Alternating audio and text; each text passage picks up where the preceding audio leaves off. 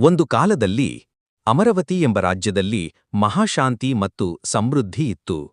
ಆ ರಾಜ್ಯವನ್ನು ಆಡುತ್ತಿದ್ದವರು ರಾಣಿ ಧೃತಿಮತಿ, ಬುದ್ಧಿವಂತಿಕೆ ಮತ್ತು ಧೈರ್ಯದಿಂದ ಪ್ರಸಿದ್ಧರಾಗಿದ್ದವರು.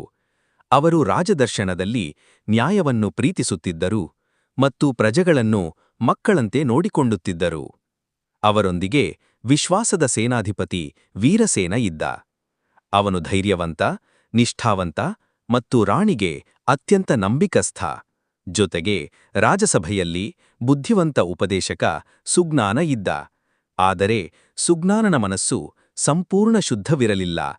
ಅವನು ತಾನು ಗದ್ದಲದಿಂದ ರಾಜ್ಯವನ್ನು ಆಳಬೇಕೆಂಬ ಆಲೋಚನೆ ಮಾಡಿಕೊಂಡಿದ್ದ.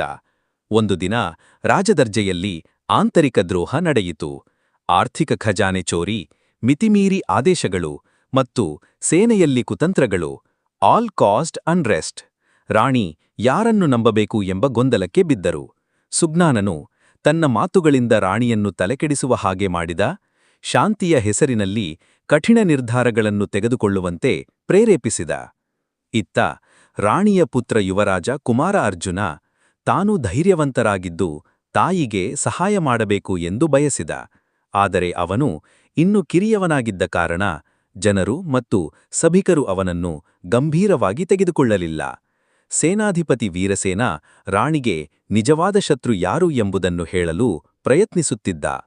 ಕೊನೆಗೆ ಸುಜ್ಞಾನನ ನಿಜಮುಖ ಬಹಿರಂಗವಾಯಿತು.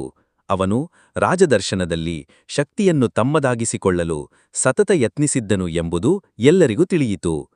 ಇದನ್ನು ತಿಳಿದ ರಾಣಿ ಧೃತಿಮತಿ ತನ್ನ ಆಂತರಿಕ ಬಯಕೆಗಳನ್ನೆಲ್ಲಾ ತ್ಯಾಗ ಮಾಡಿ ಸುಜ್ಞಾನನನ್ನು ದೂರಮಾಡಿ ಯುವರಾಜನಿಗೆ ಆಡಳಿತ ಕಲಿಯುವ ಅವಕಾಶ ನೀಡಿದರು.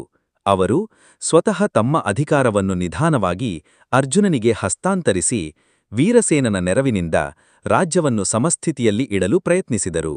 ಕೊನೆಗೆ ಯುವರಾಜ ಅರ್ಜುನ ರಾಣಿ ಧೃತಿಮತಿಯ ಮಾರ್ಗದರ್ಶನದಲ್ಲಿ ಬುದ್ಧಿವಂತ ಎಂದು ಬೆಳೆದು ಪ್ರಜಾಪ್ರಿಯನಾದ ರಾಜನಾಗಿ ಬೆಳೆಯುತ್ತಾನೆ. ರಾಣಿ ಧೃತಿಮತಿ ತಮ್ಮ ಧೈರ್ಯ, ತ್ಯಾಗ ಮತ್ತು ಬುದ್ಧಿವಂತಿಕೆಯ ಮೂಲಕ ಶಾಶ್ವತವಾಗಿ ಪ್ರಜೆಗಳ ಹೃದಯದಲ್ಲಿ ಉಳಿದವರು.